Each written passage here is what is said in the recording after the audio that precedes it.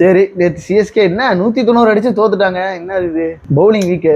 10 ரனாவெல்லாம் புடிச்சிட்டான். என்ன ப்ரோ ஸ்ரேயஸ் அந்த அடி அடிக்கிறான். ஸ்ரேயஸா இருக்கட்டும், 10 ரனாவை புடிச்சிட்டாங்கன்னா 10 ரனாவெல்லாம் என்ன கேட்டா பிடிக்கல. டெத் பவுலிங்க்கு ஒரே ஒரு பவுலர் தான் நம்மகிட்ட. கலீல் கூட இது நல்லா தான் ப்ரோ போட்டான் டெத் ஓவர்ல. மேலேயே 3 ஓவர் யூஸ் பண்ணிடுறோம்ல நம்ம இது. அதாவது தீபக் சஹார் நம்ம டெத் சாம் கரன் உண்மையாலுமே செமையா போட்டான் ப்ரோ. சாம் கரன் நல்லா. அதாவது கிட்டத்தட்ட ஒரு பவுலர்ஸ் காட்டினாங்க ஸ்லோ பால் தான் போடணும், ஸ்லோ டெலிவரி தான் போடணும் அப்படின்னு.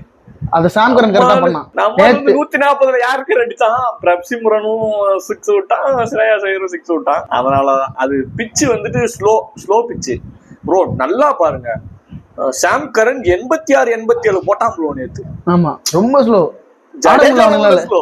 என்ன ப்ரோ டோனி நேத்து என்ன இப்படி சொல்லிட்டாப்ல, நெக்ஸ்ட் மேட்ச் இருப்பேன், நெக்ஸ்ட் இயர் இருப்பேனான்னு தெரியல அப்படின்ற மாதிரி. ஆல்ரெடி நெஞ்சுதான் வலிக்குது, அவரே தான் பண்ணி விட்டு போயிட போறாரு. நானே கஷ்டத்துல. சில தற்கொலை சிஎஸ்கே ஃபேன்ஸ் எல்லாம் இந்த வருஷமே ஏன் வந்து ஆட்டிருக்காருன்னு கலாய்ச்சிட்டு இருக்காங்க. அவனுங்கெல்லாம் சிஎஸ்கே ஃபேனே சொல்லக்கூடாது. கரெக்ட்.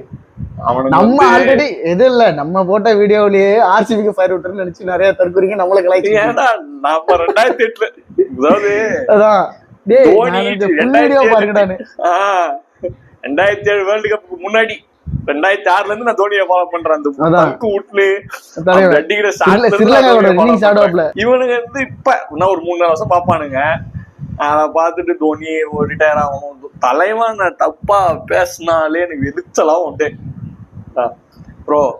என்ன எடுத்துக்கோங்க ப்ரோ, ரிக்கி பாண்டிங், சங்ககாரா, இல்லனா ஜெயவர்தனே, இந்த சைடு சவுத் ஆப்பிரிக்கால காலிஸ், கிரீன் ஸ்மித், அப்புறம் வந்துட்டு இங்கிலாந்துல குக்கு, பெல்லு, இந்த மாதிரி கேப்டன்ஸ் இருக்கும்போது, இந்த மாதிரி பிளேயர்ஸ் இல்ல கேப்டன்ஸ், இந்த மாதிரி கேப்டன்ஸ் இருக்கும்போது தி பெஸ்ட் கேப்டன் நம்ம இருக்கும். வேர்ல்டு கப் நம்மளுது. இப்ப இருக்கிற ஏதாவது ஒரு நல்ல கேப்டன் சொல்லுங்களேன். இப்ப இருக்கிறதுல நல்ல கேப்டன்னா இன்டர்நேஷனல்ல ரோஹித், ஸ்ட்ராட்டஜிக்கா விளையாடணும். ஸ்ட்ராட்டஜிக்கா ரோஹித் அண்ட் கமின்ஸ். வேற கரண்ட்ல யாரும் இல்ல, பட் வில்லியம்சன் எனக்கு இந்த எராவுல கப் அடிக்கிற நீ கிங்கா?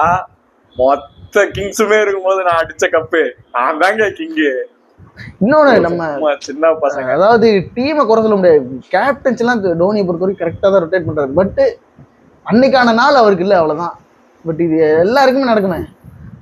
நான் எந்த மேட்ச்ல தோனி மொக்கையா விளையாண்டாரு இல்ல? தோனி நேத்து வந்தாரு 4 6 அவுட் போயிட்டே இருக்கிறாரு. அவ்வளோ ப்ரோ. அந்த இடத்துல வரக்கூடிய எல்லா பிளேயர்ஸுமே நடக்கிறது தான். எந்த டீம் வேணா எடுத்து பாருங்க. ரசலுக்கு இந்த மாதிரி பல மேட்ச் நடந்துருக்குதா? ஏதாவது ஒரு மேட்ச் நின்று அடிப்பாரு ரசல். எல்லா டீமோட டெத் பேட்ஸ்மேன்ஸ் எடுத்துனாலும் அவங்களுடைய ஃபெயிலியர் பர்சன்டேஜ் அதிகம் தான். ஒரு மேட்ச் 2 மேட்ச் தான் ஜெயிச்சு தர முடியும். இது உனக்கு புரிய மாட்டேங்குது ப்ரோ. உனக்கு அதாவது கிரிக்கெட்னா அவனுக்கு தான் நினைச்சுக்கலானுங்க, 6 அடிக்கிறது தான் கிரிக்கெட்டு. சூரியவன்ஷியோட பேட்டிங் பாத்தீங்களா? என்ன ப்ரோ, 14 வயசுல world IPL record, second fastest century. நம்மளாம் 14 வயசுல fastest Indian.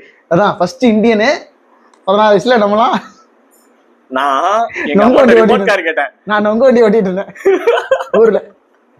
Super bro, excellent. Century அடிச்சோன்னே அவனை விட ஃபர்ஸ்ட் சந்தோஷம் டிராவிட் தான். தலைவன் எந்திரிச்சிட்டான், காலும் ப்ரோ. அதே மாதிரி அடிச்சதெல்லாம் அடி இல்ல இடின்றீங்களா? Legend Rashid Khan, Ishant Sharma, test legend, Siraj, ஒரு லெஜெண்ட் சிராஜ் அடிச்சிருக்கான். டாப் இந்தியன் பவுலர் இப்ப கரண்ட்ல. RCB legend. இப்ப கரண்ட்ல டாப் இந்தியன் பவுலர் அவர். RCB legend. எல்லாத்தையும் புடிச்சு அச்சு டாப் இந்தியன் ஃபாஸ்ட் பவுலர். ஆனா ஜிடி இது நாள் வரைக்கும் அந்த சூரியவன்ஷி வரைக்கும் ஜிடியோட பவுலிங் நினைப்பு நல்லா இருந்தது. இந்த ஒத்த மேட்ச் கிழிச்சு கொடுத்துட்டான் 14 வயசு பையன். ப்ரோ அடிச்சதெல்லாம் சும்மா இங்க ஒரு 70 மீட்டர்லாம் உள்ள ப்ரோ. 80 metre 85 metre bro. 14 வயசுல நம்மளால அந்த கிரவுண்ட்லாம் கிளியரே பண்ண முடியாது ப்ரோ.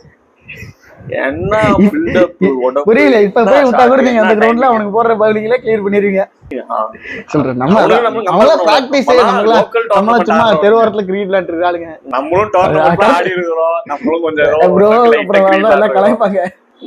அவன் அடிச்சாட்லாம் நம்மளால அடிக்க முடியாது. சரி, நம்மளால இந்த ஐபிஎல் இப்ப வரைக்கும் கப்பு யாருக்கு? கம்பேக் 6th லோடிங் இல்ல இந்த கண்டென்ட்க்கு ஒரு பேர் வச்சிருந்தேன். சொந்தக்காரங்க வந்து என்ன சொல்லுவான்?